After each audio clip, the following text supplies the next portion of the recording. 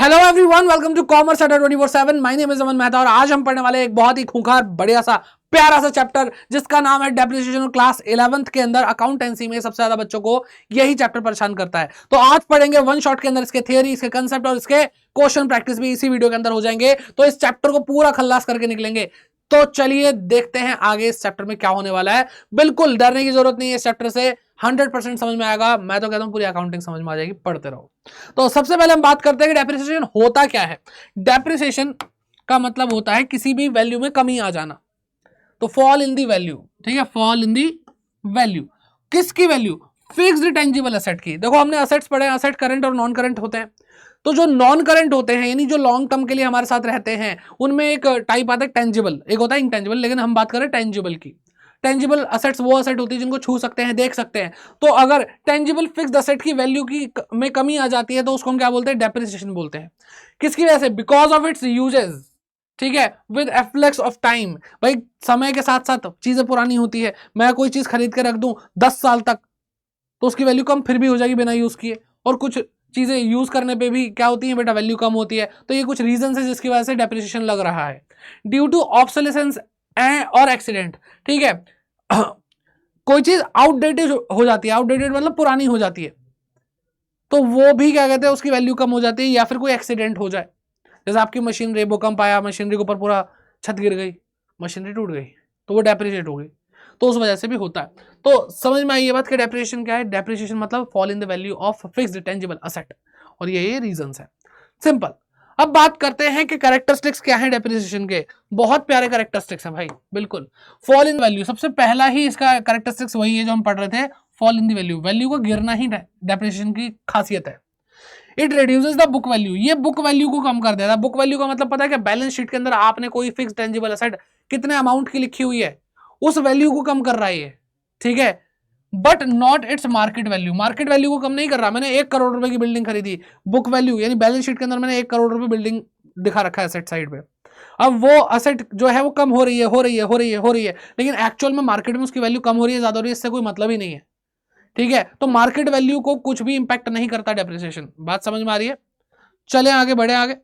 ये परमानेंट होता है, ये ग्रेजुअल होता है, ये कंटिन्यूइंग नेचर का होता है। परमानेंट मतलब एक बार डेप्रिशिएट हो गया, अगर 1 करोड़ की बिल्डिंग थी वो डेप्रिशिएट होकर 80 लाख की रह गई, तो अब वो बाद में बढ़ नहीं सकती।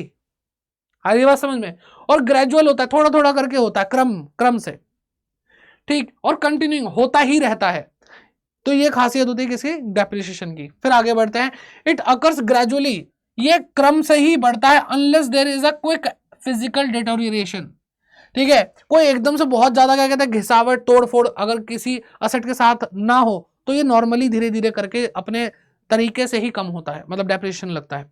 ठीक है, या फिर कोई obsolescence due to the technological development. कभी कभी क्या होता है, जैसे मान लो कोई मतलब इन्वेंशन हो गई, तो अभी तक कोई चीज ऐसे चल रही थी, जैसे मान लो मोबाइल फोन्स की बात करते हैं, अभी तक आप हाथ में पकड़ के उस मोबाइल को यूज करते हो, एकदम से इन्वेंशन हुई कि अब क्या कहते हैं जहां पे भी आप जा रहे हो हवा के अंदर ऐसे क्लिक करना है, आपका मोबाइल आपके सामने आ जाएगा। तो एकदम से ये सारी चीजें अपडेटेड हो जाएंगी, एकदम से आउटडेटेड हो जाएंगी। तो कोई टेक्निकल डेवलपमेंट, टेक्नोलॉजिकल डेवलपमेंट की वजह से ऑब्सोलेसेंस ना हो, या फिर कोई फिजिकल डिटोरिएशन यानी कोई एक्सीडेंट टाइप का कुछ ना हो, अगर ये दोनों चीजें नहीं हो रही हैं तो डेप्रिसिएशन बहुत नॉर्मली ग्रेजुअली लगेगा। ठीक है, फिर बात करते हैं, ये एक नॉन कैश एक्सपेंस है। सबसे मेन चीज तो यही आती है कि अगर मैंने 1 करोड़ रुपए की बिल्डिंग खरीदी है, वो 80 लाख की हो गई, तो 20 लाख रुपए मैंने किसी को कैश थोड़ी पे किया है, वो तो वैल्यू कम हो रही है। तो इसके लिए कहने का मतलब क्या है कि जो डेप्रिसिएशन है वो एक नॉन कैश एक्सपेंस है, मुझे इसके लिए कैश पेमेंट नहीं करनी पड़ रही है। ठीक, it is a process of allocation of cost of the asset over it's useful life. तो भाई देखो यहां पे क्या है, हम जो भी कॉस्ट होती है असेट की, तो उसके देखो पहली बात तो हर असेट की एक लाइफ होती है, यूजफुल लाइफ होती है कि भाई जैसे मान लो आप ये डिजिटल बोर्ड की ही बात कर रहे हैं, यहाँ पे मैं आपको स्मार्ट बोर्ड पर पढ़ा रहा हूँ, तो इसकी भी एक लाइफ होगी 10 साल 20 साल। तो अगर कॉस्ट निकालने पे हैं, बिजनेस कर रहे हैं तो कॉस्ट तो निकालते ही है ना। तो जो सर्विसेज हम आपको दे रहे हैं उसमें से अगर हम बात करते हैं इस कॉस्ट की, तो क्या इसकी कॉस्ट आ रही है नहीं आ रही है? सर इलेक्ट्रिसिटी की कॉस्ट होती है, इसकी थोड़ी होगी, नहीं बेटा। तो 10 साल 20 साल मान लो ये चलना है, मान लेते हैं ये, मुझे मैं एक्चुअल प्राइस नहीं जानता, तो मान लो 1 लाख रुपए का ही बोर्ड है, 1 लाख रुपए का बोर्ड है, 10 साल चलेगा, तो 10,000 रुपए साल भर की क्या होगी बेटा? कॉस्ट हो गई। तो 1 साल में 10,000 रुपए क्या हो रहे हैं बेटा? डेप्रिशिएट हो रहे हैं, सीधा सीधा अगर हम देखें तो। तो ये कॉस्ट जो है, हम डेप्रिसिएशन हमारे लिए क्या कर रहा है, ये 10-10 हजार रुपए हमारी कॉस्ट में डालता जा रहा है, यानी कह रहा है कि जो आप प्रॉफिट एंड लॉस अकाउंट बनाओगे उसके अंदर आपकी 10,000 रुपए की कॉस्ट इसकी भी जुड़ेगी। तो यहाँ पे हो क्या रहा है, ये process of allocation of cost है, ठीक है, ताकि जब हम कॉस्ट की बात करें तो हमें एक्चुअल में, जैसे हम cost plus profit is equal to sale price होता है ना, तो अगर मैं इसको इग्नोर कर दूंगा, मैं कहूंगा बिजली चल रही है, ठीक है, मान लो ये पेन में से इंक निकलती है तो ये भाई वेस्ट हो जाएगा, कुछ भी हो जाएगा, तो ये सारी चीजें मैं कॉस्ट मान रहा हूं, इसको मैं कॉस्ट ही नहीं मान रहा, तो कॉस्ट हर फिक्स्ड टेंजिबल असेट की भी होती है।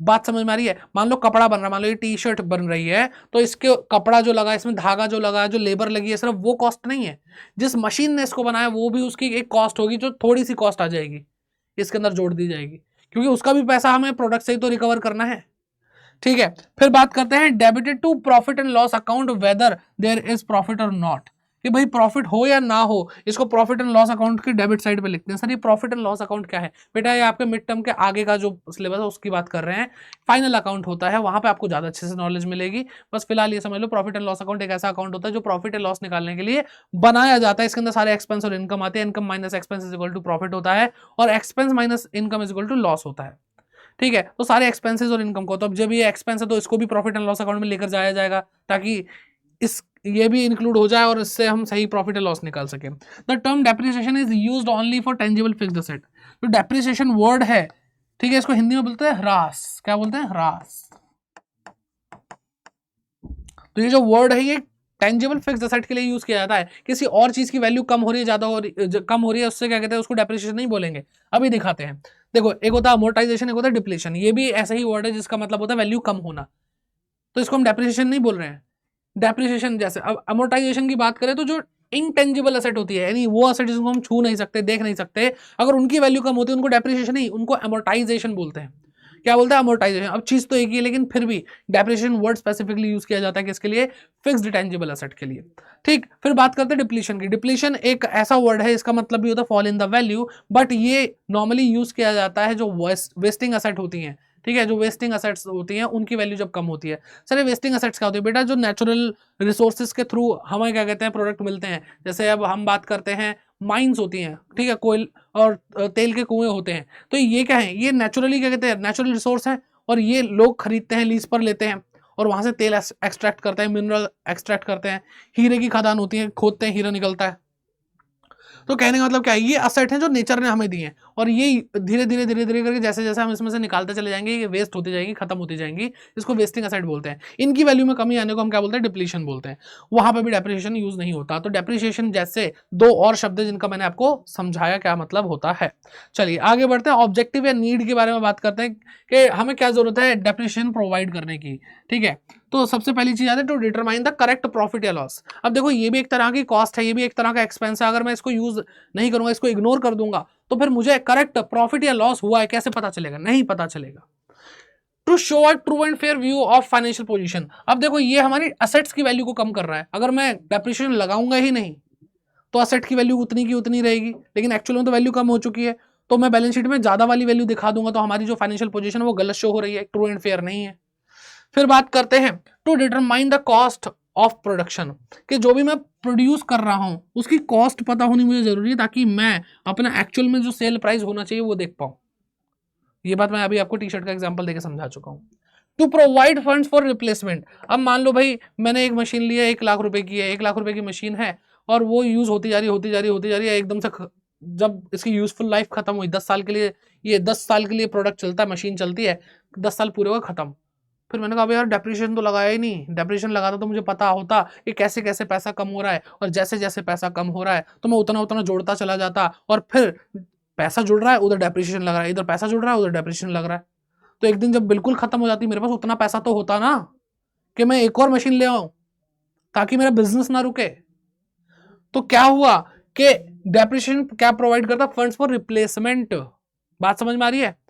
ओके। फिर आता है to comply with the legal provisions. अब जैसे अगर हम कॉस्ट वगैरह पे इम्पैक्ट नहीं डालेंगे इसका, तो हमारा प्रॉफिट या लॉस गड़बड़ाएगा। प्रॉफिट या लॉस और फाइनेंशियल इन्फॉर्मेशन जो पोजीशन है वो गड़बड़ाएगी।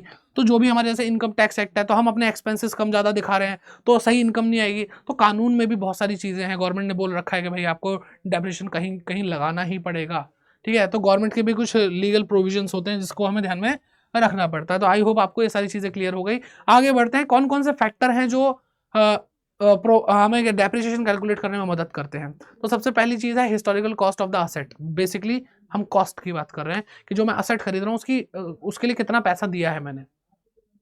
ठीक है, दूसरा आता है एस्टिमेटेड रेजिडुअल या फिर स्क्रैप वैल्यू। स्क्रैप वैल्यू या रेजिडुअल वैल्यू का मतलब है कि 10 साल के लिए मान लो मेरे पास ये मोबाइल है, ये मोबाइल है 10 साल तक चलेगा। ठीक है, अब 10 साल तक अगर ये मोबाइल चलने वाला है तो आप मुझे एक बात बताओ कि जब 10 साल पूरे हो जाएंगे ये बिल्कुल कबाड़ा हो जाएगा तो इसकी फिर भी कुछ तो वैल्यू होगी। तो जो यूजफुल लाइफ खत्म होने के बाद इसकी वैल्यू मुझे पैसा देकर जाएगी, जितना पैसा उसको इसकी यूजफुल लाइफ खत्म होने के बाद मुझे मिल सकता है, वो क्या है, रेजिडुअल वैल्यू या फिर स्क्रैप वैल्यू। ठीक है, फिर आता है useful life of the asset. अब देखो जैसे बार बार मैं यही कह रहा हूँ, यूजफुल लाइफ, तो एक एस्टिमेटेड यूजफुल लाइफ होती है हर असेट की कि ये असेट इतने साल तक चलेगी। उसी हिसाब से हम पूरी कॉस्ट को तोड़ तोड़ के छोटे छोटे टुकड़ों में बांट करके उतना उतना डेप्रिसिएशन लगाते रहते हैं। एंड लास्ट में लीगल प्रोविजन, जैसा कि मैंने आपको बताया कि कानून में जैसे इनकम टैक्स एक्ट के अंदर बहुत सारे ऐसे प्रोविजन है जहां पर आपको स्पेसिफिक मेथड यूज करना पड़ेगा और डेप्रिसिएशन लगाना ही पड़ेगा। बात समझ में आ रही है? तो वहां पे कानून का भी कुछ रोल होता है जो कि आपको टेंशन लेने की जरूरत नहीं, आपके कोर्स में ऐसा कुछ है नहीं। ठीक, आई होप यहां तक आपको सारी चीजें समझ में आ गई। अब कुछ करके भी देख लेते हैं। मेथड की बात करते हैं। सबसे पहले तो मेथड देखो, आपके जो कोर्स में है वो 2 मेथड है। सर और भी मेथड होता है? हाँ जी बेटा, डेप्रिसिएशन के और भी मेथड होते हैं, लेकिन आपको सिर्फ 2 ही पढ़ने हैं, स्ट्रेट लाइन मेथड या फिर रिटन डाउन वैल्यू मेथड। ठीक है, स्ट्रेट लाइन मेथड को ओरिजिनल कॉस्ट मेथड भी बोलते हैं, इक्वल इंस्टॉलमेंट मेथड भी बोलते हैं, ऐसे बहुत सारे नाम हैं, लेकिन नाम अगर ध्यान से सुनो पढ़ो तो आपको पता चल जाएगा, बात तो एक जैसी लग रही है, ओरिजिनल कॉस्ट मेथड वगैरह सारी चीज। फिर क्या आता है बेटा? फिर आता है written down value method. Written down value method अभी मैं आपको समझाऊंगा अच्छे से। ठीक है, बहुत अच्छे से समझाऊंगा। चलो तो एक एग्जांपल ले लेते हैं, उससे अच्छे समझना शुरू करते हैं कैसे क्या क्या होगा। देखो स्ट्रेट लाइन मेथड का मतलब क्या है, एक एग्जांपल से शुरू करते हैं कि हमने एक असेट खरीदी 1 लाख रुपए की, और हमने मतलब कैलकुलेशन लगाई और सारा दिमाग लगा कर पता चला कि इसकी 1 साल के अंदर 10% वैल्यू कम हो जाती है।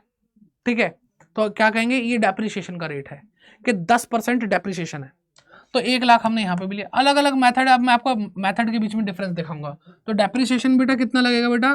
डेप्रिसिएशन क्या होगा, @10%। तो अब आप खुद सोचो कि पहले साल में, अगर हम पहले साल की बात करें, फर्स्ट ईयर, तो 10% इसका कितना हो गया बेटा? 1 लाख रुपए हो गया। सॉरी, 1 लाख का 10% कितना हो गया? 10,000 हो गया। माइनस किया, कितना वैल्यू बची बेटा? 90,000। यहां पे भी 10% माइनस होगा, वैल्यू क्या बची बेटा? 90,000। यहां तक किसी को भी कोई प्रॉब्लम नहीं होनी चाहिए, और यहीं रुक करके मैं बात करता हूं। ये फर्स्ट ईयर है, फर्स्ट ईयर का डेप्रिसिएशन, ये इसकी कॉस्ट है। डेप्रिसिएशन माइनस होने के बाद जो वैल्यू आती है उसको हम बोलते हैं रिटन डाउन वैल्यू। क्या बोलते हैं बेटा? Written down value. रिटन मतलब लिखी, डाउन मतलब कम करके वैल्यू। कैसे कम हुई? डेप्रिसिएशन लगा के कम हुई, इसलिए हम उसको रिटन डाउन वैल्यू। तो जब जब एक वैल्यू में से डेप्रिसिएशन माइनस होने के बाद एक और वैल्यू आएगी, तो जो माइनस होने के बाद वैल्यू आई वो है रिटन डाउन वैल्यू। तो इसका मतलब यहाँ पे भी सर रिटन डाउन वैल्यू है, रिटन डाउन वैल्यू। हाँ बिल्कुल बेटा, ये रिटन डाउन वैल्यू है। तो चाहे स्ट्रेट लाइन मेथड हो चाहे रिटन डाउन वैल्यू मेथड हो, दोनों के अंदर ही रिटन डाउन वैल्यू आती है, क्योंकि दोनों ही कंडीशन में डेप्रिसिएशन माइनस होकर एक अमाउंट आएगा। तो हमने दोनों ही केस में क्या करा, वैल्यू कम करके जो लिखी है, डेप्रिसिएशन माइनस करने के बाद जो वैल्यू आई है वो रिटन डाउन वैल्यू है। ठीक है सर, लेकिन ऐसा समझ में नहीं आ रहा, रिटन डाउन वैल्यू तो रिटन डाउन वैल्यू मेथड में ही आनी चाहिए ना। रुको मैं बताता हूँ इसका नाम रिटन डाउन वैल्यू मेथड क्यों है।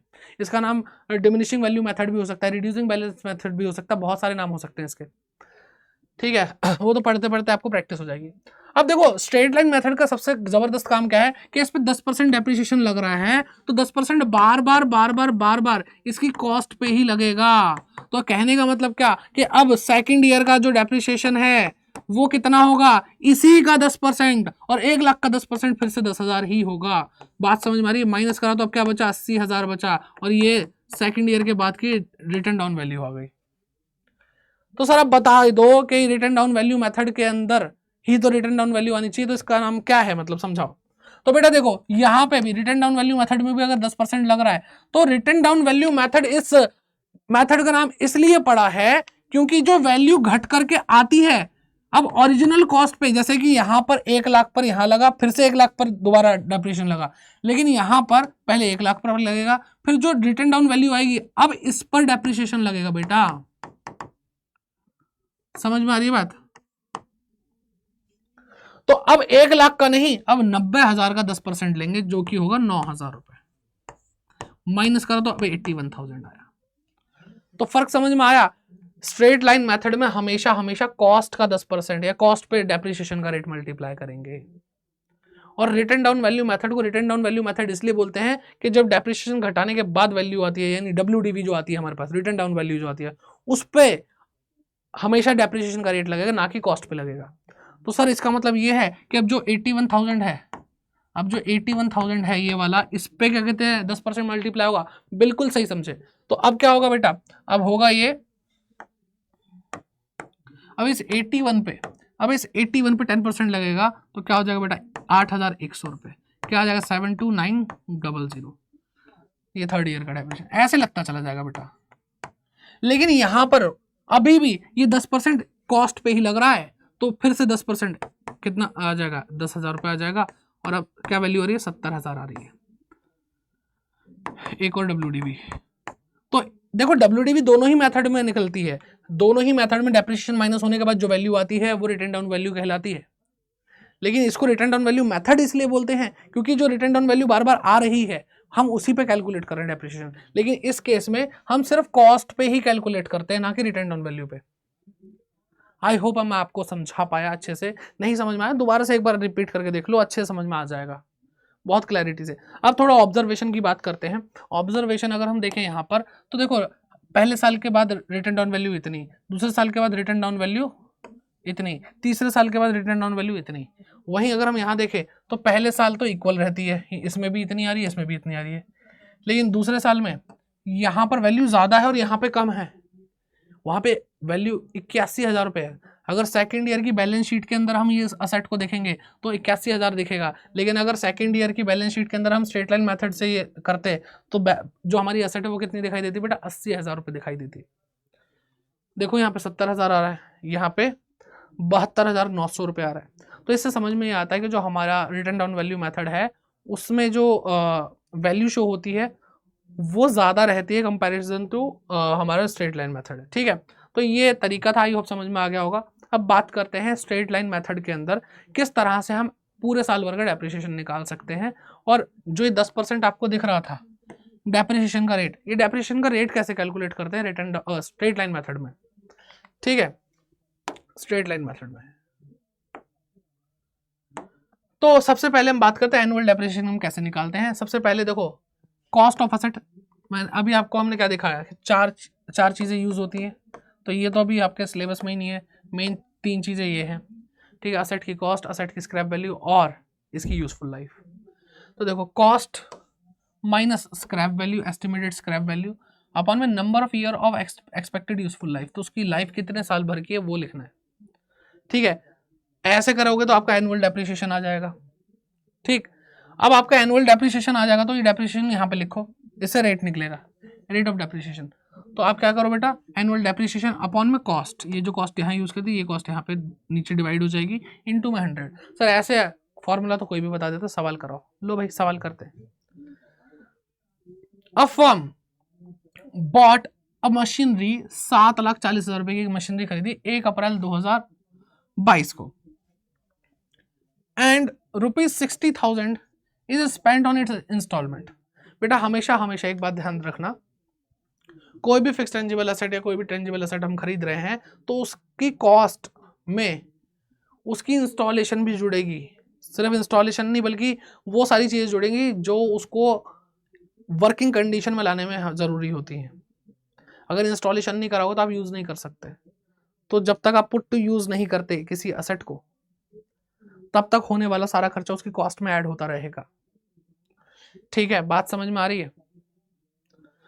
तो इसलिए जो हमने मशीनरी खरीदी उसकी वैल्यू, उसकी कॉस्ट 7,40,000 नहीं, 7,40,000 प्लस 60,000 यानी टोटल 8 लाख रुपए है। Its useful life is estimated to be 5 years, 5 साल इसकी लाइफ है, 5 साल में खराब हो जाएगी, खत्म बिल्कुल। इट्स एस्टिमेटेड रियलाइजेबल और स्क्रैप वैल्यू, इसकी स्क्रैप वैल्यू दे रखी है at the end of the period was estimated 40,000। ये एस्टिमेट किया गया कि जब 5 साल इसके पूरे हो जाएंगे, कबाड़ा हो जाएगी, तो उसको बेचने पे भी 40,000 तो मिनिमम मिल ही जाएंगे। तो कहा है कि find out the amount of annual depreciation and rate of depreciation. तो देखो एनुअल डेप्रिसिएशन निकालते हैं, अमाउंट ऑफ एनुअल डेप्रिसिएशन क्या बेटा बताया था, cost minus scrap value upon में एस्टिमेटेड यूजफुल लाइफ। ठीक है, तो भाई देखो कॉस्ट क्या है 8 लाख, माइनस करेंगे स्क्रैप वैल्यू कितनी है 40,000, डिवाइड करेंगे किससे बेटा 5 से, क्या आ रहा है बेटा 8 लाख में 40,000 गए तो 7,60,000 आ रहा है, डिवाइडेड बाय 5 करो क्या आएगा,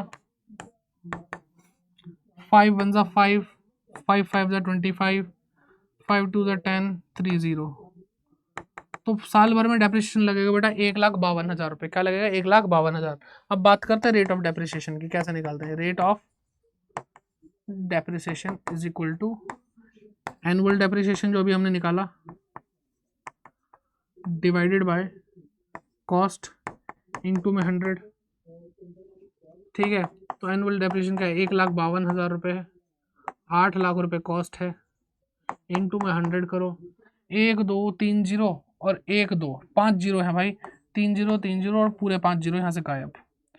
ठीक है, अब इसको करो तो भाई 19 आ रहा है, 19% डेप्रिसिएशन है इसका, तो रेट भी निकालना हमें आ गया। तो आई होप आपको ये समझ में आ गया। अब बात करते हैं रिटर्न डाउन वैल्यू मेथड में कैसे हम निकालते हैं रेट ऑफ डेप्रिसिएशन।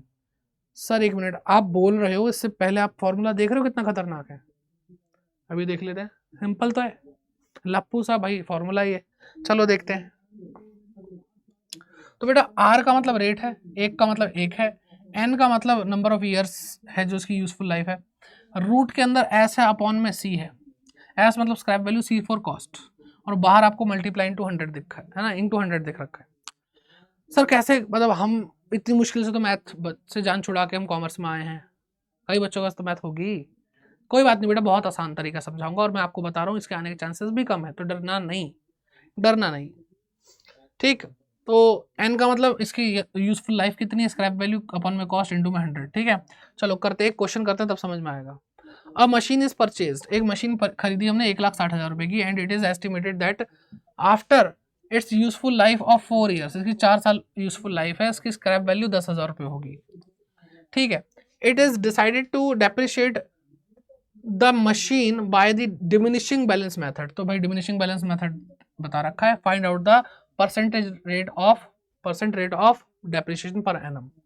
तो क्या था फॉर्मूला, देखो फॉर्मूला लिख लोगे ना तो याद भी रहेगा, 1 माइनस रूट अंडर एन है पावर, रूट की पावर एन है, स्क्रैप वैल्यू अपन में कॉस्ट इंटू में 100।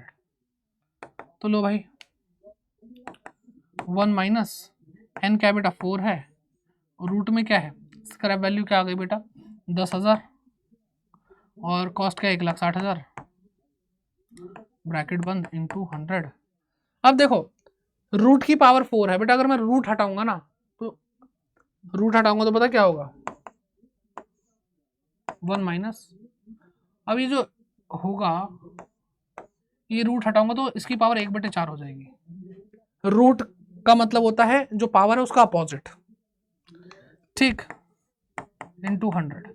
सर अंदर तो लिख लो। तो बेटा देखो अब पावर 4 है तो मैं इसको 4 टुकड़ों में बांट दूं मल्टीप्लाई करके, तो अगर मैं इसको 10 गुणा 10 गुणा 10 गुणा 10 लिख दूं तो कोई प्रॉब्लम है, मल्टीप्लाई करके देखो 10,000 आएगा।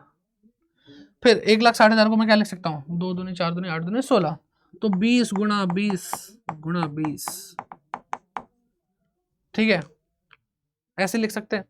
तो इसको मैं और क्या लिख सकता हूँ भाई, मैं इसको लिख सकता हूँ 1 माइनस 10 की पावर 4 और 20 की पावर भी 4, तो 10/20 की पावर 4, और बाहर क्या था बेटा 1/4 तो था ही, तो मल्टीप्लाई हो जाएगा इंटू में 100।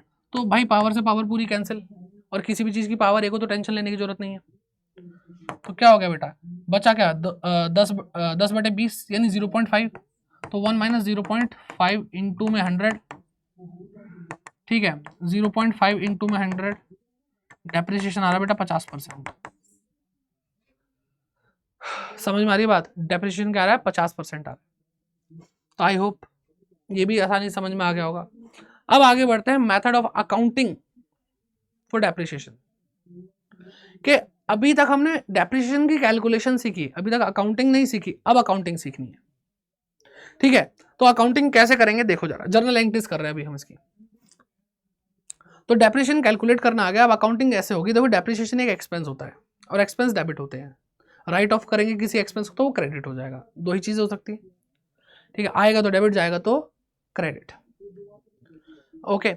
अब बात कर रहे हैं कि डेप्रिसिएशन को ना देखो दो तरीके से काम में लिया जा सकता है। या तो डेप्रिसिएशन किस पे लगता है, असेट की वैल्यू कम होती है तब लगता है, तो या तो सीधे असेट की वैल्यू कम कर दो। लेकिन अगर आपकी असेट कच्चे दिल की है, डरती है, तो उस पर डायरेक्ट ऐसे डेप्रिसिएशन मत लगाओ। आप एक काम कर सकते हो, आप उसके लिए प्रोविजन बना सकते हो, प्रोविजन फॉर डेप्रिसिएशन। जब आप प्रोविजन बनाओगे तो आप असेट की वैल्यू में से डेप्रिसिएशन को माइनस नहीं करोगे। कहने का मतलब क्या है कि आप प्रोविजन एक तरह की गुल्लक होती है, उसके अंदर डेप्रिसिएशन इकट्ठा होता जा रहा है, भरते जा रहे हैं, उसको भरते जा रहे हैं, भरते जा रहे हैं, तो डेप्रिसिएशन इकट्ठा हो रहा है। इसको हम एक्यूमुलेटेड डेप्रिसिएशन भी बोल सकते हैं। एक्यूमुलेट मतलब जो इकट्ठा हो चुका हो। तो दो मेथड हो गए, या तो हम सीधे असेट पे चार्ज कर देंगे डेप्रिसिएशन को, या फिर हम उसको इकट्ठा करके प्रोविजन बना लेंगे। और अभी तक असेट को पता ही नहीं कि मेरे पे डेप्रिसिएशन लग चुका है, बहुत है ना, नाजों से पाला है आपने अपनी असेट को इस मेथड में, ठीक। चलिए तो जर्नल एंट्री समझते हैं। When depreciation is credited to asset, asset credit हो रही है, नहीं असेट कम हो रही है, तो डेप्रिसिएशन लगा तो कम ही होगी। तो अगर हम असेट में क्रेडिट कर रहे हैं तो डेप्रिसिएशन क्या एंट्री होगी, डेप्रिसिएशन एक एक्सपेंस है तो depreciation account debit to asset कम हुई है तो असेट जब कम होती है तो क्रेडिट करते हैं टू असेट। तो भाई देखो अगर ये मेथड नंबर 1 है अकाउंटिंग का, ठीक है, पहला मेथड, और ये दूसरा मेथड। पहले मेथड में तो एसेट की वैल्यू कम हो गई, दूसरे मेथड में क्या होगा, दूसरे मेथड में हमने क्या करा बेटा, डेप्रिसिएशन लगा ना, तो डेप्रिसिएशन को तो देखो ये एक्सपेंस है, एक्सपेंस को कोई भी डेबिट होने से कोई रोक नहीं सकता, तो डेप्रिसिएशन डेबिट टू। अब इसको हमने इकट्ठा कर दिया और प्रोविजन बना लिया। प्रोविजन क्या होता है, प्रोविजन अभी हम आगे पढ़ेंगे। Provision is a part of profit, ठीक है, जिसको हम अलग कर लेते हैं। तो हम प्रोविजन बना रहे हैं कि भाई डेप्रिसिएशन लगा तो इतना पैसा इकट्ठा करके रख लो, तो प्रोविजन एक लायबिलिटी होता है। फिलहाल के लिए आप ये समझो, बाकी आपको डिटेल में इस चैप्टर है आपका प्रोविजन एंड रिजर्व, वहां पे समझाऊंगा मैं। प्रोविजन फॉर डेप्रिसिएशन आपका क्या हो जाएगा बेटा, क्रेडिट हो जाएगा। यहाँ पे कहीं पे भी एसेट कम हुई नहीं हुई सर, तो एसेट को पता ही नहीं चलेगा। तो बैलेंस शीट के अंदर आपकी एसेट पूरी पूरी दिखाई दे रही है। बैलेंस शीट के अंदर, बैलेंस शीट बनती है, एसेट आती है इधर, यहाँ पे मान लो आपकी वो फिक्स्ड एसेट है जिस पे डेप्रिसिएशन लग रहा है, तो पूरी वैल्यू आ रही है बेटा अमाउंट वाले कॉलम में। लेकिन यहीं अगर हम इस मेथड की बात करें तो यहाँ पे एसेट साइड पे जो आपकी फिक्स्ड एसेट है जिस पे आप डेप्रिसिएशन लगा रहे हैं, उसके अंदर से डेप्रिसिएशन माइनस हो चुका है, ठीक है, लेस डेप्रिसिएशन। तो इसका मतलब क्या बेटा, ये जो अमाउंट आपको दिख रहा है ये क्या है, जब डेप्रिसिएशन माइनस होता है वो WDV होता है, और डेप्रिसिएशन माइनस नहीं हुआ इसका मतलब ये क्या है बेटा, कॉस्ट है। समझ में आ रही है बात। तो बहुत कुछ अभी समझाने को, आओ चलो देखते हैं। तो when depreciation is credited to asset account, जब असेट अकाउंट के अंदर डेप्रिसिएशन क्रेडिट होता है तो हम क्या करते हैं। तो भाई देखो हम बना रहे हैं एक असेट अकाउंट, क्या बना रहे हैं बेटा, एक असेट अकाउंट बना रहे हैं जो जिस पे डेप्रिसिएशन लग रहा है। और अभी ज़्यादा नॉर्मल सा एक फॉर्मेट लिया, पर्टिकुलर अमाउंट, पर्टिकुलर्स अमाउंट। अब देखो बेटा असेट खरीदी है या असेट का कोई पॉजिटिव बैलेंस ऑलरेडी है तो यहाँ पे आएगा, तो मैं यहाँ पे लिख दूँ असेट खरीदी है मान लो टू बैंक अकाउंट, यहाँ पे वो अमाउंट आ जाएगा जहाँ पे मैंने टिक लगाया। अब अगर असेट साल भर यूज हुई तो डेप्रिसिएशन पूरे साल भर का लगता है ईयर एंड पर, तो डेप्रिसिएशन लगेगा साल के एंड में और असेट कम हो जाएगी। और असेट क्या होती है बेटा, जब कम होती है तो क्रेडिट होती है, ठीक है, असेट कम होती है। तो असेट क्रेडिट हो रही है तो किस वजह से हो रही है, वो वजह लिख दो, डेप्रिसिएशन अकाउंट, ठीक है। थोड़ा सा इसको अमाउंट लिखकर ही बता दूं तो ज्यादा अच्छे समझ में आ जाएगा। फॉर एग्जाम्पल 10,000 रुपए, 10,000 की असेट है, 10% डेप्रिसिएशन है, तो भाई 1,000 रुपये डेप्रिसिएशन लग गया। तो अब पूरा साल खत्म और तो कुछ होना नहीं है, हमने कोई एसेट भी नहीं खरीदी, तो बाय बैलेंस CD। उम्मीद है भाई आपको लेजर वगैरह अच्छे से आ चुके हैं, आपने वन शॉट देख लिया होगा, क्योंकि लेजर वगैरह आने अब जरूरी है, अब इसके बिना काम नहीं चलेगा। तो बेटा 10,000 की थी असेट, 1,000 रुपये डेप्रिसिएशन लग गया, तो इसकी वैल्यू अब 9,000 रुपये बची है। तो बेटा 10,000 टोटल आ गया यहाँ पे। अब आपको मैं थोड़ा समझाता हूँ, ठीक है। और सिंपल सी बात है, देखो डेप्रिसिएशन लगेगा तो वैल्यू कम होगी। अगर मैंने आज कोई मोबाइल खरीदा है और मैं उसको 10 दिन बाद भी बोलूंगा ना भाई मैंने 12,000 का खरीदा, 12,000 का ले लो, कहेंगे क्यों लूँ, लेना ही तो फिर जाके नया नहीं लूंगा। तो अल्टीमेटली वैल्यू कम होती ही है। तो देखो यहाँ पे भी वैल्यू कम हो रही है ना। चलो तो बेटा अब देखो जो बैलेंस आपको दिखाई देगा यहाँ पर, टू बैलेंस BD 9,000 रुपये। तो बेटा ध्यान रखो कि जब जब डेप्रिसिएशन यहाँ पर असेट अकाउंट में आया है तब तब जो बैलेंसेस शो हुए हैं वो बेटा क्या होते हैं, रिटर्न डाउन वैल्यू होते हैं। क्या होते हैं बेटा, रिटर्न डाउन वैल्यू होते हैं, ठीक है। अब अगर हम बात करते हैं कि when provision for depreciation account is maintained, तो हम यहाँ पे प्रोविजन बना रहे हैं, यहाँ पे हम डायरेक्टली डेप्रिसिएशन नहीं लगा रहे हैं असेट पे, नाजों से पाल रहे हैं। तो क्या होगा, तो मान लो ये असेट अकाउंट है, थोड़ा ब्राइट कलर लिया जाए, ये हमारा असेट अकाउंट है और ये हमारा मान लो प्रोविजन फॉर डेप्रिसिएशन अकाउंट है।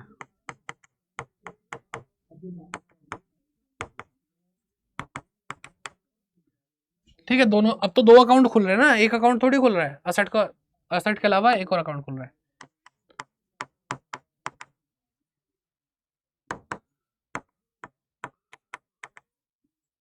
पूरा बेसिक हमारा स्ट्रक्चर जो हमारे अकाउंट का होता है,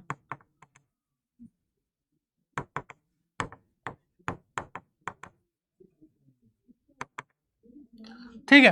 अब मैंने आपको जैसा बताया प्रोविजन एक लायबिलिटी है, असेट एक, असेट तो असेट ही है। तो अगर यहां पे कोई बैलेंस दिखाई दे रहा है, बाय बैलेंस BD, ठीक है, मैं पिछले एग्जांपल को ही ले लेता हूं बेटा। पिछला एग्जांपल जब हमने डेप्रिसिएशन सीधे इसमें डाला, यही एग्जांपल अगर हमने प्रोविजन मेंटेन किया होता तो क्या होता। तो देखो बेटा, टू बैंक अकाउंट, हमने 10,000 रुपए की एसेट खरीदी, ये तो सेम ही होना है, ठीक। अब डेप्रिसिएशन लगा तो मैंने बोला एसेट अकाउंट में नहीं लगेगा, अब यहाँ पे लगेगा।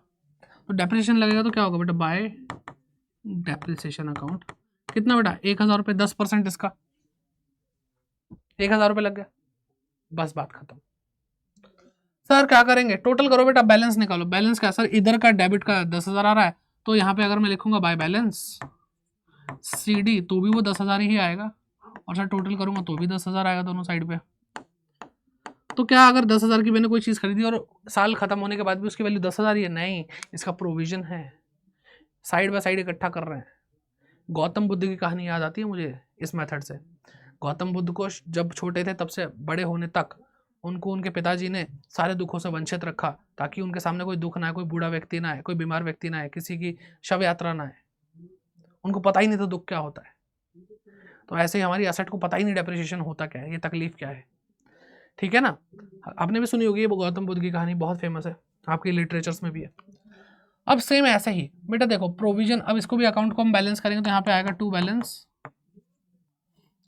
CD 1,000 रुपये। तो है ना, किसी और दुनिया में हमारा डेप्रिसिएशन चल रहा है और किसी और दुनिया में हमारी एसेट चल रही है, और ये अब क्या आ जाएगा, टू बैलेंस BD 10,000 रुपये। अब देखो बेटा ये जो बैलेंसेस यहाँ पे शो हो रहे हैं, अब ये क्या, इसमें कोई डेप्रिसिएशन माइनस हुआ नहीं सर, डेप्रिसिएशन माइनस नहीं हुआ। तो जब बेटा डेप्रिसिएशन माइनस नहीं हुआ तो ये अभी भी अपनी कॉस्ट पे ही शो हो रहा है। तो जब प्रोविजन फॉर डेप्रिसिएशन होगा तो आपकी एसेट जो है वो कॉस्ट पे ही शो हो रही होगी आपकी एसेट अकाउंट के अंदर। समझ में आ रही है बात। और ये वाला यहाँ पे आ जाएगा बाय बैलेंस बीडी, और लाइबिलिटी के सारे बैलेंस क्रेडिट बैलेंस होते हैं। ठीक है, आई होप आपको अच्छे समझ में आ गया होगा किस तरीके से मैं आपको बताना चाह रहा हूँ कि कैसे अकाउंट प्रिपेयर होते हैं। तो भाई अब इसी बात पे एक क्वेश्चन कर लेते हैं, 2 क्वेश्चन कर चुके हैं, तीसरा क्वेश्चन आपके सामने आ रहा है। तीसरा क्वेश्चन, सरिया शर्मा, ठीक है, मैं दुआ करूंगा भगवान किसी का नाम ऐसा ना रखवाए, है ना, पता नहीं इसके मम्मी पापा ने क्या सोचा। Sariya Sharma purchase the machinery by cheque for ₹1 lakh. तो चेक यानी बैंक से पेमेंट हुई है, मशीनरी खरीदी है 1 लाख रुपए की, प्लस IGST, अरे वाह तड़का लगा ही दिया इन्होंने, 12%। ऑन 1 अक्टूबर 2015।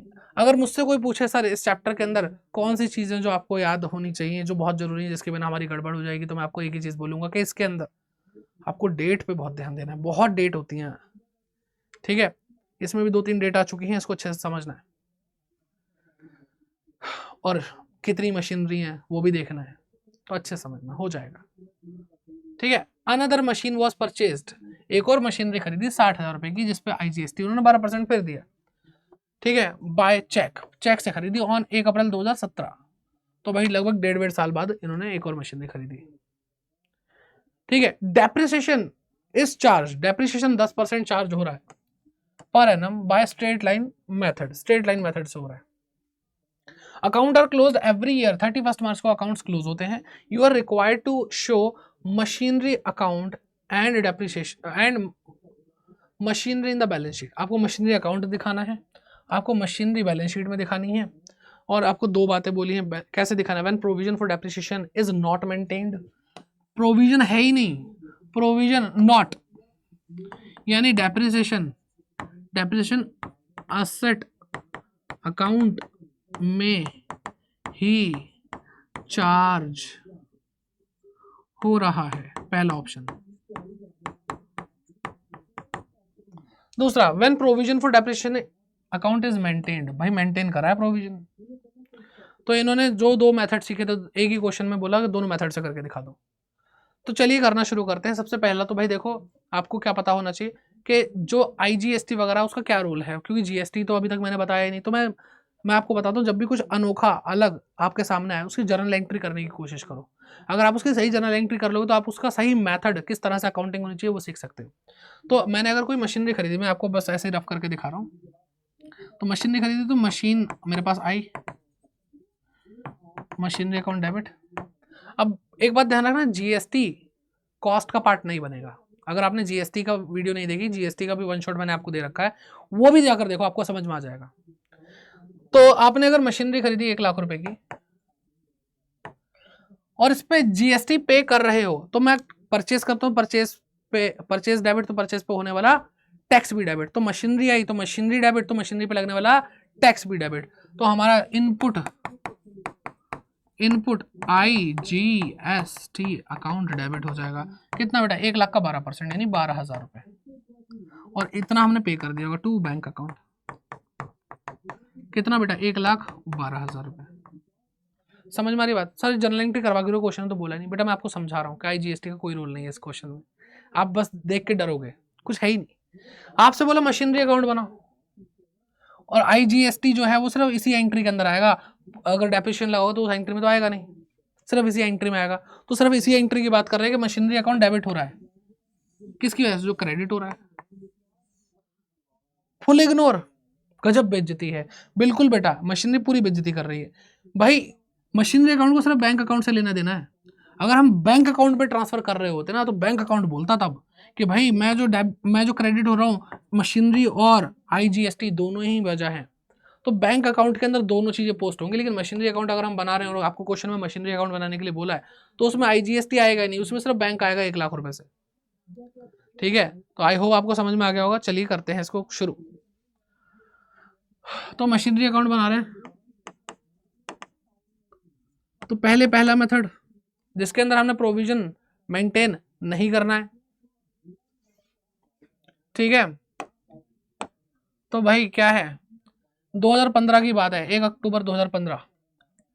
तो 2015 लिखो पहले यहाँ पे, और लिखो 1 अक्टूबर, यहाँ पे लिखो टू बैंक।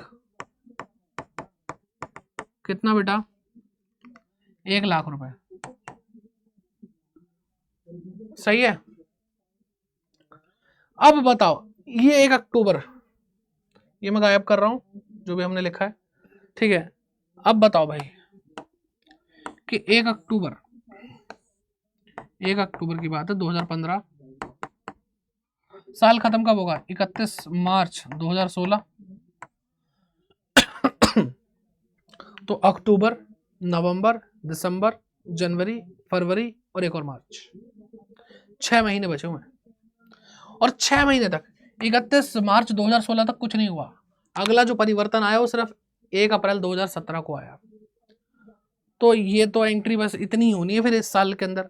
बस अब 6 महीने की कहानी थी, 6 महीने से आपकी एसेट की कहानी शुरू हुई। तो आपको जो डेप्रिसिएशन लगाना है वो 10% पर एनम है। तो एनम का मतलब पूरे साल का डेप्रिसिएशन का रेट है ये। तो अब हमें इसमें क्या करना पड़ेगा, 6/12 से मल्टीप्लाई करना पड़ेगा, क्योंकि हमें सिर्फ 6 महीने के लिए ये डेप्रिसिएशन लगाना है। तो 1 लाख रुपए गुणा 10% डेप्रिसिएशन, लेकिन 6 महीने के लिए, इसलिए 6/12। तो 6 2 जा 0 0 0 0 और ये क्या आ गया बेटा, 5000 आ गया। तो डेप्रिसिएशन साल के एंड में लग जाएगा। डेप्रिसिएशन साल के एंड में लगता है, जैसा कि मैंने आपको बताया। तो 2016 31 मार्च को लग रहा है डेप्रिसिएशन, लिखेंगे बाय डेप्रिसिएशन अकाउंट। कितना बेटा अभी निकाला हमने, 5000 निकाला ना, 6 महीने का ही है। अब यहाँ पर प्रोविजन मेंटेन नहीं हो रहा इसलिए डेप्रिसिएशन नहीं आ रहा है, डेप्रिसिएशन यहाँ पे आ रहा है इसलिए अब इसकी एसेट की वैल्यू कम हो जाएगी। तो 31 मार्च को ही लिखेंगे बाय बैलेंस सीडी। तो बेटा 1 लाख में से 5000 गए तो 95,000 बचे। तो 1 लाख रुपए टोटल आ रहा है।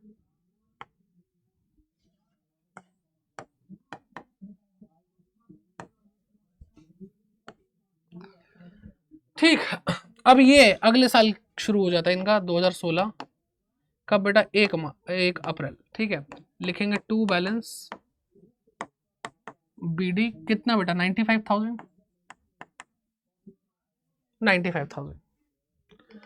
अब फिर से शुरू करते हैं। ये साल कब तक शुरू होगा बेटा, चलेगा, ये साल कब तक चलेगा, शुरू कब हुआ 1 अप्रैल 2016 से, तो ये चलेगा 31 मार्च 2017 तक। अब ध्यान से देखो 31 मार्च 17 तक। अब ये जो हुआ है 60,000 की जो एक और मशीनरी खरीदी है वो 1 अप्रैल को खरीदी है, यानी साल खत्म होने के जस्ट अगले दिन, नेक्स्ट डे। बहुत ध्यान से करो भाई, शुरू में बहुत ध्यान से करो, फिर प्रैक्टिस करोगे तो स्पीड बन जाएगी। तो इस साल में भी कुछ नहीं हुआ, तो इस साल में 1 लाख रुपए हमारे पास, तो ये मशीनरी अभी भी जिंदा है ना, ठीक है। और स्ट्रेट लाइन मेथड है बेटा, तो स्ट्रेट लाइन मेथड है, तो अब जो 95,000 आया है इसके ऊपर 10% नहीं लगाना, अभी भी हमें 1 लाख पर ही 10% कैलकुलेट करना है, ठीक है। तो 1 लाख रुपए पर 10% डेप्रिसिएशन, और अब पूरे साल का, इसलिए कोई मल्टीप्लाई नहीं करेंगे टाइम से हम। तो क्या आ रहा है बेटा, 10,000 रुपये आ रहा है, ठीक है, 10,000 आ रहा है। तो लो करते हैं इसको। और यहाँ पे देखो इस क्वेश्चन में 2 मशीन है, तो यहाँ पे बैंक के सामने लिख दो M1 यानी मशीनरी 1, ठीक है। और यहाँ पे भी लिख दो M1 कि जो बैलेंस है वो M1 का है, M1, ठीक। अब यहाँ पे लिखो 2017 31 मार्च, क्योंकि अगली अब साल का अंत होगा तभी तो डेप्रिसिएशन लगेगा, बाय डेप्रिसिएशन अकाउंट। कितना बेटा, 10,000 रुपये। समझ में आई बात? और कुछ है क्या? नहीं है जी, बस बैलेंस कर दो, लिखो बाय बैलेंस CD M1। 95,000 था बेटा, 10,000 और गए, 85,000 बचा, ठीक है। 95 टोटल आ रहा है, यहां पे भी 95 टोटल आ रहा है, ओके। अब बैलेंस यहाँ पे आ जाएगा, कब आएगा, अगला साल शुरू बेटा 2017, लिखेंगे 1 अप्रैल टू बैलेंस BD M1 85,000। और मैंने 1 अप्रैल को ही इसी दिन 60,000 की मशीनरी खरीदी है, ठीक है। 1 अप्रैल लिखो टू बैंक अकाउंट M2, 60,000। ठीक है, अब बेटा 85 पे भी और 60,000 पे भी, ठीक है, दोनों पे लगेगा। अब 85 पे तो 10% नहीं लगेगा, लगेगा तो 1 लाख पे ही। तो यहाँ पे लिखो 2018 में एंड होगा, अब 31 मार्च को ये साल, लिखो बाय डेप्रिसिएशन अकाउंट, M1 अलग लिखो, M2 अलग लिखो। M1 का बेटा 1 लाख का 10%, 10,000 रुपये डेप्रिसिएशन लगेगा, और इस पे भी 1 अप्रैल को खरीदी जा रही है तो पूरे साल का डेप्रिसिएशन लगेगा। तो 60,000 पे 10% कितना, 6,000 रुपये, कितना हो गया बेटा, 16,000 हो गया। ठीक है, सब कुछ कर लिया हमने। ठीक है, चलो जी, बहुत बढ़िया। अब कुछ बचा क्या? कुछ भी नहीं बचा, सब कुछ तो हमने कर लिया, बस बैलेंस करना बाकी 31 मार्च को बाय बैलेंस CD M1 और M2। तो बेटा 85 में से फिर 10,000 गए तो 75 बचा, और आपको ऐसे बाइफरकेट करके बताना, क्लासीफाई करके बताना है, ऐसे आप सारा मिक्स करके नहीं लिखोगे, अच्छा इंप्रेशन नहीं पड़ेगा। 60,000 पे 6,000 गए तो क्या बचा बेटा, 54,000 टोटल अंदर आ जाएगा बैलेंस का। क्या आ रहा है बेटा, 1,29,000 आ रहा है, टोटल करके देख लो क्या आएगा, टोटल 0,005, ठीक है, तो 1,45,000 आ रहा है। ठीक है, यहाँ पे भी 1,45,000 आ रहा है। क्लियर है भाई, बहुत क्लियर है, आराम से हो गया ना क्वेश्चन, कोई दिक्कत आई? बस आराम आराम से समझ समझ के करना है। अब इसी क्वेश्चन को हम करेंगे जब डेप्रिसिएशन इसके अंदर नहीं आएगा, तो बहुत मजा आएगा। अब कैलकुलेशन मेहनत नहीं लगेगी, इस क्वेश्चन हमसे दोनों तरीके से क्वेश्चन करवाए, तो हम देखो अब जल्दी करेंगे। तो अब मशीनरी अकाउंट बनेगा, ठीक है, अब मशीनरी अकाउंट बनेगा, और एक बनेगा प्रोविजन फॉर डेप्रिसिएशन। क्या बनेगा बेटा, प्रोविजन फॉर डेप्रिसिएशन अकाउंट। ठीक, चलो करते इसको बढ़िया से। तो देखो कहानी कहां से शुरू हुई थी, 2015 से शुरू हुई थी, 1 अक्टूबर को शुरू हुई थी, लिखा टू बैंक अकाउंट।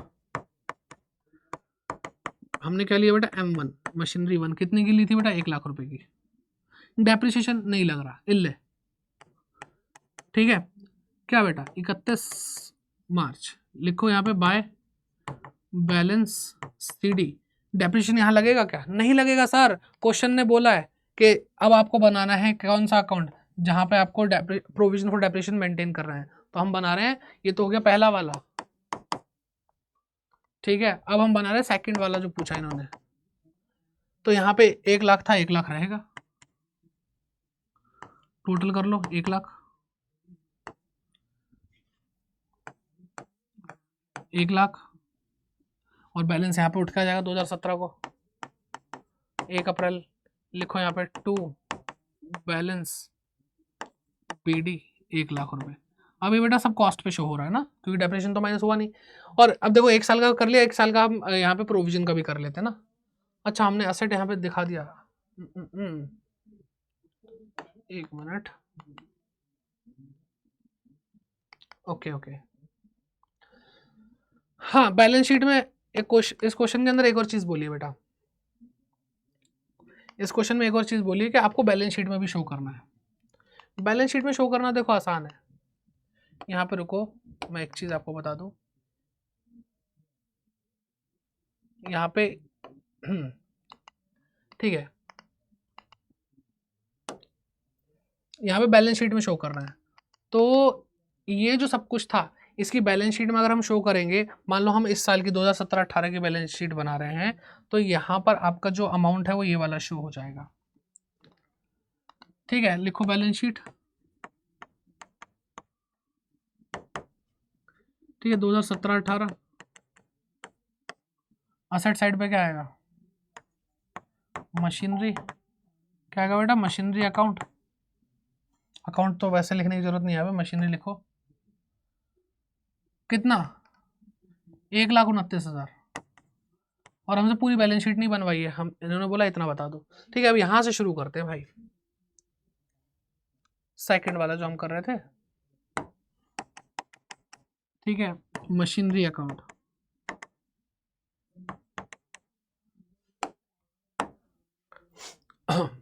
तो 2015 1 अक्टूबर लिखो भाई, टू बैंक अकाउंट M1 कितना, 1 लाख रुपए। फिर यहाँ पे लिखो 2016 31 मार्च लिखो बाय बैलेंस CD 1 लाख रुपए, क्योंकि हमारा क्या नहीं है बेटा, डेप्रिसिएशन यहाँ पे नहीं लगना। ठीक, डेप्रिसिएशन कहाँ लगना है, डेप्रिसिएशन यहाँ लगना है प्रोविजन में, प्रोविजन फॉर डेप्रिसिएशन अकाउंट। तो यहाँ पे लिखो 2015 31 मार्च 6 महीने का लगा है, तो लिखो यहाँ पे बाय डेप्रिसिएशन अकाउंट M1 6 महीने का कितना बेटा, 5,000 लगा था, 5,000 लगा था ना देखो पहले साल में। ठीक, कैलकुलेशन तो हम पहले ही कर चुके, बस अब अलग अलग अकाउंट में लिखना और कुछ नहीं है। तो अब क्या हुआ, 2016 के शुरुआत हो गई 1 अप्रैल, लिखा हमने टू बैलेंस BD कितना बेटा, 1 लाख रुपए।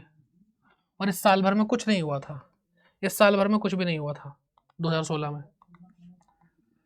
तो 2017 31 मार्च तक आते आते कुछ भी नहीं हुआ, तो हम फिर से लिखेंगे बाय बैलेंस CD कितना बेटा, 1 लाख रुपए। टोटल कर लो 1 लाख रुपए, बड़ा मुश्किल है मैं समझ सकता हूँ, लेकिन आसान कर दिया मैंने, टोटल करना भी है ना 1 लाख रुपए।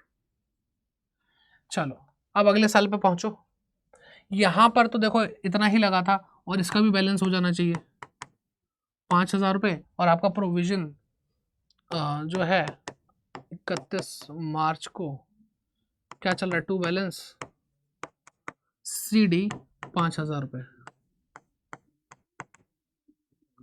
अब इस साल भी जब हम बात करते हैं 2016, देखो डेप्रिसिएशन तो लास्ट में ही लगना, तो इसलिए बार बार आपको 31 मार्च दिखाई दे रहा होगा, यहाँ पे लिखेंगे बाय डेप्रिसिएशन। और इस बार तो पूरे साल लगा है M1 कितना बेटा, 10,000 रुपये।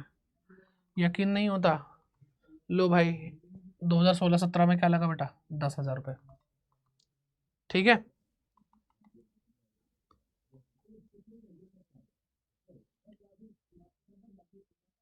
अच्छा, और ये 2016 है, साल का अंत है ना, ठीक है, ओके। तो फिर ये 2017 हो गया, ओके, डन डन डन, बिल्कुल बढ़िया। अच्छा एक चीज और, यहाँ पे बैलेंस को फॉरवर्ड भी करना था हमें, हमने ही गड़बड़ कर दी। 2017 1 तारीख को, 1 अप्रैल को लिखेंगे बाय बैलेंस BD, तो 5,000 यहाँ पे आ गया। मैंने आपको बोला ना डेप्रिसिएशन जुड़ता चला जाएगा, तो अब डेप्रिसिएशन 15,000 हो गया, 15,000 हो गया। अब बैलेंस किधर आएगा, 2018 31 मार्च ठीक है, 2018 31 मार्च, तो 2016 में ये एंड हुआ। फिर 1 अप्रैल 2016, डेट्स को लेकर के बहुत ज़्यादा खिचड़ी पक गई, साफ साफ लिखते हैं। तो बेटा ये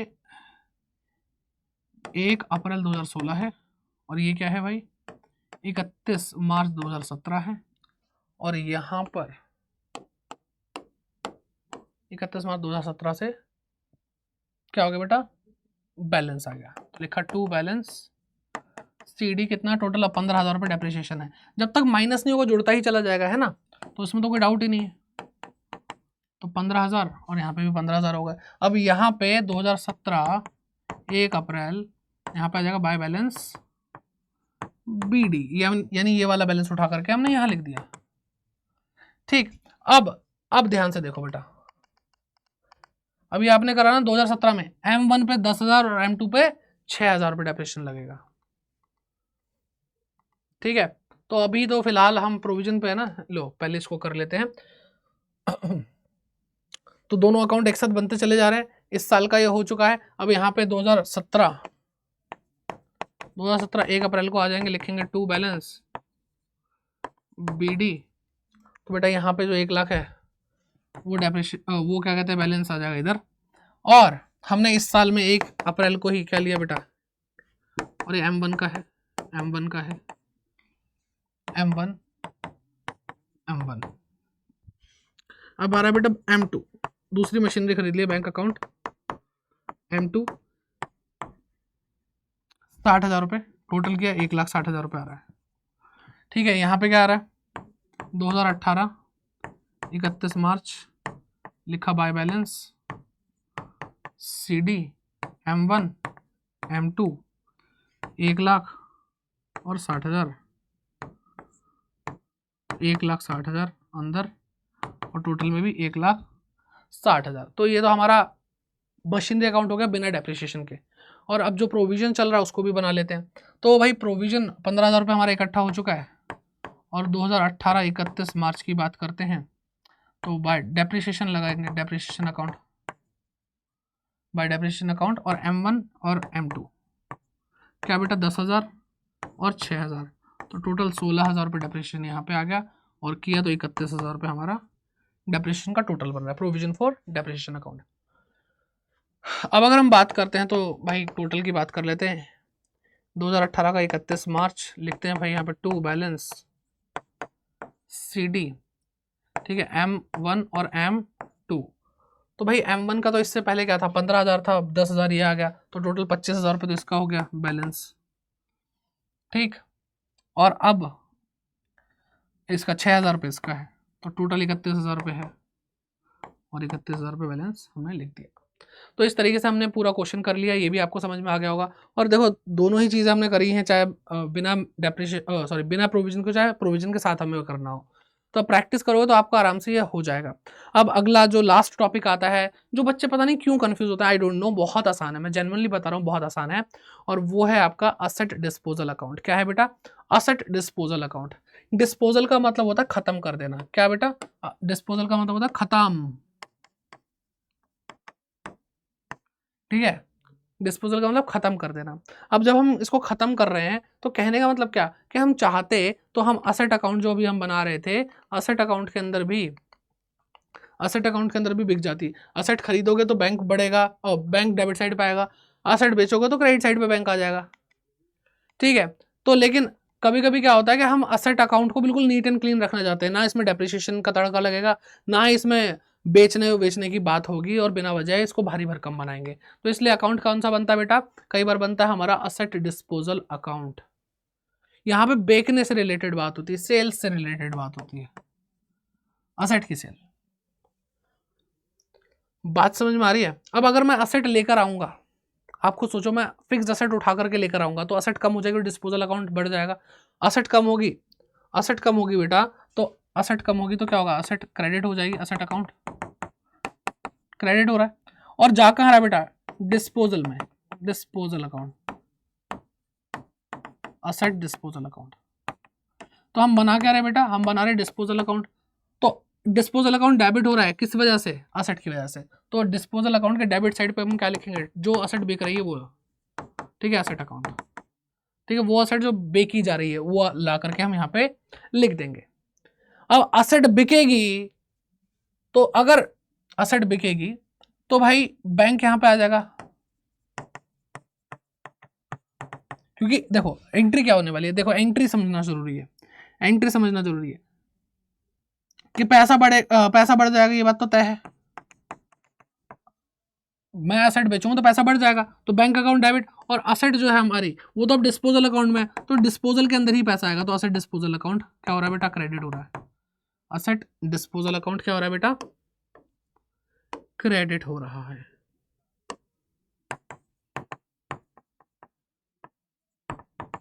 समझ में आ रही है। तो असेट डिस्पोजल क्रेडिट हो रहा है, क्रेडिट साइड ये है किसकी वजह से, बैंक की। अब बात समझ में आ रही है। तो कहने का मतलब पता है क्या है, कहने का मतलब ये है कि एक डिस्पोजल अकाउंट के अंदर बेचना है, और जब हम बेचते हैं तो भाई देखो सिंपल सी बात है, जो भी असेट बिक रही है उससे रिलेटेड सब कुछ ले आओ, उस असेट से रिलेटेड सब कुछ ले आओ। अब अगर डेप्रिसिएशन इस पे चार्ज नहीं हुआ है, यानी हमने यहाँ पर क्या बना रखा बेटा, हमने यहाँ पर प्रोविजन फॉर डेप्रिसिएशन बना रखा है, तो पहले तो हम असेट लाएंगे उठा करके असेट अकाउंट से कि भाई तुझे बेचना है, और उसका प्रोविजन जितना भी आज तक प्रोविजन फॉर डेप्रिसिएशन, तो जितना आज तक इस असेट पर डेप्रिसिएशन लगा है वो यहां ट्रांसफर होगा। क्योंकि अगर मान लो मैं 1 लाख रुपए की एसेट बेच रहा हूं, उस पर 20,000 रुपए का कहते हैं डेप्रिसिएशन लग चुका है और प्रोविजन में है, वो असेट को तो पता ही नहीं कि मेरी वैल्यू 80,000 रुपए हो चुकी है। तो भाई जिस दिन बेचोगे उस दिन तो बताओगे, उस दिन तो बताना पड़ेगा। तो वो अमाउंट यहाँ पे आ जाएगा और असेट का अमाउंट यहाँ आ जाएगा और जो पैसा मिल रहा है वो यहाँ पे आ जाएगा। समझ में आ रही है बात? तो प्रोविजन यहाँ पे आ रहा है। समझ में आ रही है मेरी बात? तो असेट डिस्पोजल अकाउंट है, प्रोविजन उसके क्रेडिट साइड में आ रहा है, इसका मतलब असेट डिस्पोजल क्रेडिट हो रहा है। फिर से सुनो, कोई भी असेट अगर क्रेडिट हो रहा है तो उसके क्रेडिट साइड पे जो चीजें लिखी हैं वो डेबिट हो रही हैं। तो प्रोविजन क्या बेटा? डेबिट हो रहा है। और प्रोविजन लाइबिलिटी और लाइबिलिटी डेबिट हो रही है, इसका मतलब ये जब हम यहां लेकर आए तो हमने इसको असेट से मिलाया और हमने कहा भैया देखो, जैसे ही असेट से मिलेगा प्रोविजन खत्म, जैसे ही असेट से मिलेगा प्रोविजन खत्म हो जाएगा। क्योंकि जब तक हम असेट पे डेप्रिसिएशन चार्ज नहीं कर रहे तब तक ये प्रोविजन बना हुआ है, लेकिन जैसे ही हमने इसको एक अकाउंट में रखा तो डेप्रिसिएशन इस पे चार्ज हो गया और खत्म हो गई, इसकी एक्चुअल वैल्यू पता चल गई। प्रोविजन एक लाइबिलिटी, लाइबिलिटी कम होती है डेबिट होता है, और ये डेबिट हो रहा है और एसेट डिस्पोजल क्या हो रहा है? यहाँ पे क्रेडिट हो रहा है। ठीक है, फिर बात करते हैं कि भाई एसेट बेच रहे हो तो प्रॉफिट या लॉस तो कुछ होगा। अगर बेटा अगर लॉस हो रहा है तो लॉस इधर आ जाएगा पीएल अकाउंट में, पीएल अकाउंट है ना, ब्रैकेट में लिख लो लॉस है ये। ठीक है, और अगर प्रॉफिट हो रहा है तो बेटा इधर आ जाएगा पीएल अकाउंट, लिखेंगे पीएल अकाउंट और ब्रैकेट में लिखेगा profit on sale of asset. अब या तो ये होगा या तो ये होगा, दोनों में से एक, या तो ये या तो ये, या तो किसी चीज को बेचकर प्रॉफिट होता है या लॉस होता है, दोनों में से एक ही तो होता है। और इसका टोटल जब हम करेंगे ये सारी चीजें ट्रांसफर करने के बाद तो बेटा इक्वल आएगा, कुछ नहीं बैलेंस आने वाला इसका। ठीक है, यकीन नहीं होता है, क्वेश्चन करते हैं। क्वेश्चन क्या है? You are given following balances as on 1 April 2005। Machinery account का बैलेंस आपको दे रखा है,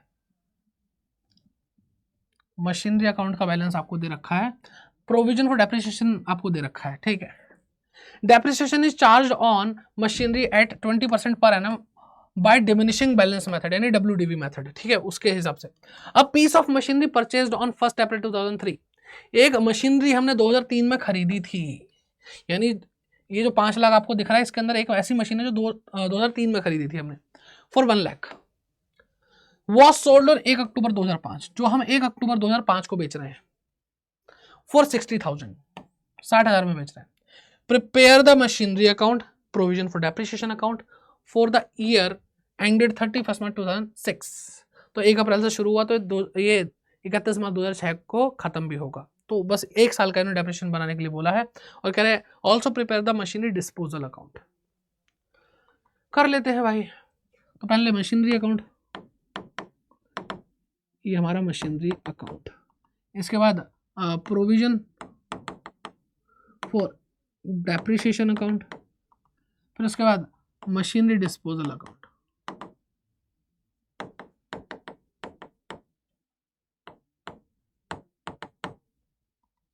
ठीक है, अब बेटा एक चीज ध्यान रखो कि 2003 की बात है, इन्होंने एक बहुत अच्छी चीज दी है। 1 अप्रैल 2003 को एक मशीनरी खरीदी 1 लाख रुपए की, और उसको हम बेच 1 अक्टूबर 2005 को रहे हैं, तो उसकी पीछे की कहानी इस क्वेश्चन में नहीं गिवन है, निकालनी पड़ेगी। तो चलो शुरू करते हैं। तो मशीनरी परचेज, वर्किंग नोट है ये करना जरूरी है पेपर में। ठीक है, machinery purchased as on 1 April 2003, कितना बेटा? 1 लाख रुपए। डिमिनिशिंग बैलेंस मेथड है, 10% है WDB मेथड से डेप्रिसिएशन। ठीक है, लेस करेंगे डेप्रिसिएशन, कितना आ जाएगा बेटा? 10,000। ठीक है, 10,000 आ जाएगा। तो बचा क्या? 90,000 बचा। ईयर 1 हो गया बेटा ये WDB आ गई। फिर less depreciation at the rate 10%, ये बेटा कब से कब तक का है? 1 अप्रैल 2003 से लेकर के 31 मार्च 2004 तक का है डेप्रिसिएशन। और ये डेप्रिसिएशन कब का है? 1 अप्रैल 2004 से लेकर के 31 मार्च 2005 तक का है। और अक्टूबर 2005 में बेचा, तो अभी 1 साल का भी डेप्रिसिएशन लगने दो। तो इसका 10% कितना होगा बेटा? 9000। बचा क्या बेटा? बचा हमारे पास 81,000। तो ये हो गया सेकेंड ईयर। ठीक है, चलो अब बेटा ध्यान से संभल के करना। अब जो डेप्रिसिएशन लग रहा है वो देखो, डेप्रिसिएशन एट द रेट 10%। कब से बेटा? 1 अप्रैल 2005 से लेकर के, देखो ध्यान से डेट देखो, कब बेचा? 1 अक्टूबर 2005। 1 अक्टूबर 2005। तो पूरा अप्रैल, मई, जून, जुलाई, अगस्त, सितंबर पूरा। अक्टूबर शुरू ही नहीं हुआ, तो बेटा 6 महीने का डेप्रिसिएशन है ये, 6 मंथ। ठीक है, तो अब 81,000 पे 10%, 6 महीने के लिए, 6 दूनी 12, 0 0 0 0। ठीक है, और इसको करेंगे तो 4 0 4 0 और ये आ जाएगा 5 0। तो 4,050 रुपये आपका डेप्रिसिएशन आ रहा है। ठीक है, सही है ना? अब देखो 50 9 0 5 9 81,000। हाँ, 81,000 में 4,050 रुपये माइनस कर रहे हैं, तो भाई क्या आएगा हमारा? 77,950 ये वैल्यू है बेटा। और इस इतनी वैल्यू की जो वस्तु है उसको मैं 60,000 रुपये में बेच रहा हूँ, 60,000 में बेच रहा हूँ बेटा। ऐसे हिंदी में क्या कहते हैं, आपको आंसर में नहीं लिखना है, आपको समझाने के लिए लिख रहा हूँ मैं। ये मैं 60,000 रुपये में बेच रहा हूँ, तो मुझे लॉस कितना हुआ? प्रॉफिट लॉस देखो, 77,950 रुपये की वस्तु, ठीक है, 60,000 रुपये में बेच रहा हूँ, तो मेरे को 17,950 का लॉस हुआ। महंगी चीज सस्ती में बेच रहा हूँ ना बेटा मैं, तो मुझे लॉस हुआ कि नहीं हुआ?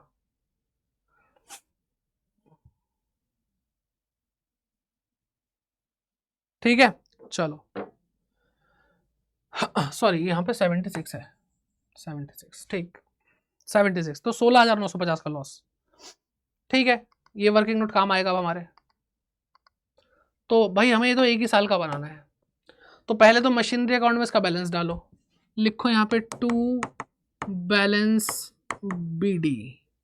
कब की बात है भाई? 1 अप्रैल 2005 की बात है। 5 लाख। फिर वापस आओ, प्रोविजन फॉर डेप्रिसिएशन में डालो भाई, ये लाइबिलिटी का क्रेडिट साइड पे बैलेंस आता है 1,16,000। ठीक है, तो लिखो यहाँ पे 1 अप्रैल 2005 बाय बैलेंस बीडी। ठीक है, 1,16,000। ठीक है, 20% डेप्रिसिएशन है। तो अभी तो हमें क्या करना है बेटा? ये तो साल के एंड में लगेगा, ये साल के एंड में लगेगा। यहाँ पे हमने जो मशीनरी खरीदी थी 1 अप्रैल 2003 को, जो कि 1 लाख रुपए में खरीदी थी, उसका वर्किंग नोट हमने बना लिया। 1 अक्टूबर 2005 को बेची जा रही है, यानी साल खत्म होने से पहले बेचा जा रहा है, तो पहले बेच लो, पहले बेच लो। 6 महीने का डेप्रिसिएशन लगा दिया हमने इस पर। तो पहले अब बेचना शुरू करते, तो यहाँ से मशीनरी उठाओ। अब देखो 1 लाख की मशीनरी थी, तो यहाँ पर अगर प्रोविजन अकाउंट बना हुआ है, तो वो 1 लाख रुपए पूरा का पूरा यहाँ पे सेफ होगा, कॉस्ट पे दिखाया गया होगा। तो मैं यहाँ पे क्या करूंगा बेटा?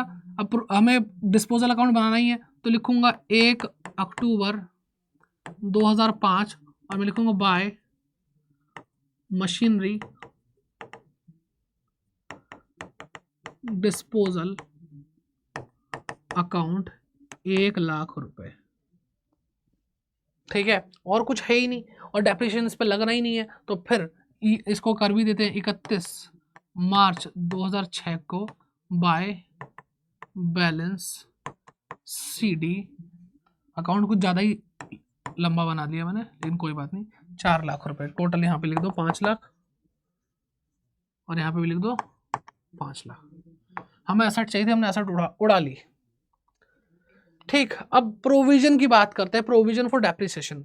अब बेटा देखो, वैसे तो हमारा डेप्रिसिएशन साल के एंड में लगता है, लेकिन जब हम अपना जो असेट को बेच रहे हैं ना, वो साल के बीच में ही बेच रहे हैं, तो उतना डेप्रिसिएशन उसी टाइम पे कैलकुलेट करके पूरा हिसाब किताब लगा करके भेजेंगे। तो बेटा 1 अक्टूबर 2005 की बात मैं कर रहा हूं, तो यहाँ पे आया क्या बेटा, बाय डेप्रिसिएशन, सिर्फ उसका डेप्रिसिएशन आएगा जो हमने बेचनी है। तो भाई हमें बेचनी है ये वाली, तो ये डेप्रिसिएशन तो ऑलरेडी हमारे प्रोविजन का जो बैलेंस है 1,16,000 उसके अंदर इंक्लूडेड है, लेकिन ये वाला अब लग रहा है, तो 4,050 रुपये हमारा यहाँ पे आ रहा है, 4,050 रुपये। ठीक है, आई बात समझ में। अभी जो 1,16,000 है उसमें 5 लाख की जितनी भी हमारी एसेट है वो सारा का सारा डेप्रिसिएशन जुड़ा हुआ है, तो हमें सारा का सारा डेप्रिसिएशन तो नहीं उड़ाना। हमें पता है कि जब से ये एसेट आई है कितना डेप्रिसिएशन लगा, देखो जरा, देखो भाई टोटल डेप्रिसिएशन देखो, 10,000, 9,000 और 4,050। तो क्या हो गया बेटा, 10 और 9 19, 19 और 4 23,050 रुपए, 23,050 रुपए निपटा लो यहाँ से, है ना।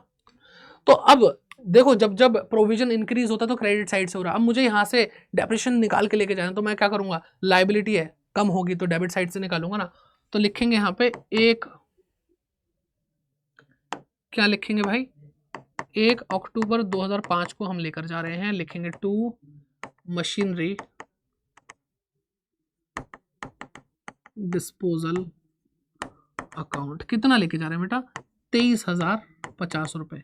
कैसे, 10,000 रुपये पहले साल में लगा था और 9,000 रुपये अगले साल में लगा था, उसके बाद 4,050 रुपये अब लगा है। ठीक है, चलो जी सर खत्म हो गया ये वाला प्रोविजन फॉर डेप्रिसिएशन अकाउंट, बिल्कुल सही खत्म हो गया। अब बैलेंस निकाल लोगे भाई, कब निकालोगे, 31/3/2006, लिखो यहाँ पे 2 बैलेंस CD, टोटल करो भाई, ये आ गया 1,20,050 रुपये, 1,20,050 रुपये, और 1,20,050 रुपये में से हम 23,050 रुपये माइनस कर रहे हैं, तो 0,007, और ये क्या आ गया भाई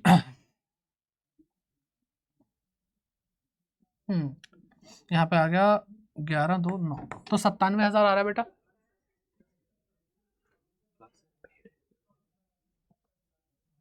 ठीक है, 97,000 आ रहा है, 97,000, 1,20,050 रुपये हो गया, ये रफ हटा देते हैं। ओके चलो,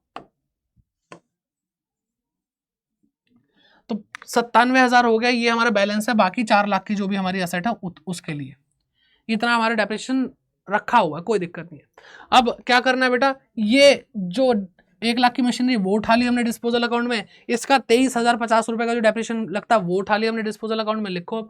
अब देखो डिस्पोजल अकाउंट किस साइड आया, इधर आया, तो प्रोविजन फॉर डेप्रिसिएशन इस साइड आएगा, लिखो यहाँ पे by provision for depreciation account, कितना बेटा, 23,050 ना, 23,050। ठीक है, ओके, हमने असेट उठाई, तो लिखो यहाँ पे बाय, सॉरी यहाँ पे लिखना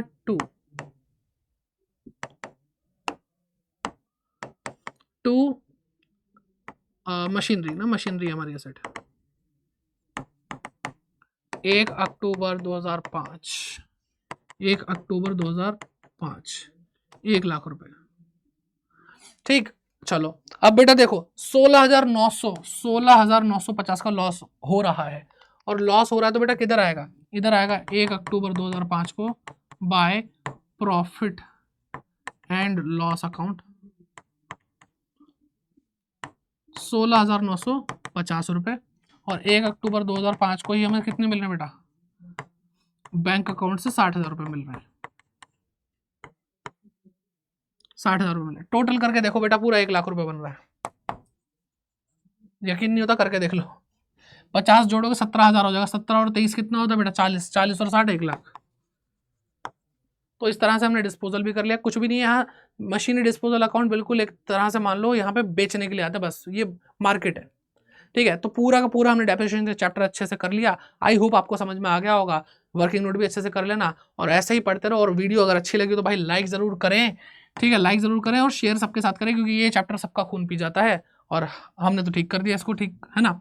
कमेंट बॉक्स में कमेंट करके बताइए कि आपको क्लास कैसी लगी और सब्सक्राइब जरूर करें भाई इस चैनल को अगर आपने अभी तक सब्सक्राइब नहीं किया। तो बहुत बहुत मजा आया इस चैप्टर को पढ़ा करके एंड आई होप आप आगे भी मिलते रहेंगे, पढ़ते रहेंगे। और डिस्क्रिप्शन में लिंक ट्री दे रखा है, पूरा का पूरा हाफ ईयरली एग्जाम, वहां से आप उसको वीडियोस मिल जाएंगी, पढ़ लो, अच्छे से कर लो। और हम आने वाले बहुत सारे प्रैक्टिस सेशंस के साथ, तो जुड़े रहिए कॉमर्स अड्डा 24/7 के साथ। मिलते हैं नेक्स्ट वीडियो में। Bye bye, take care and keep growing.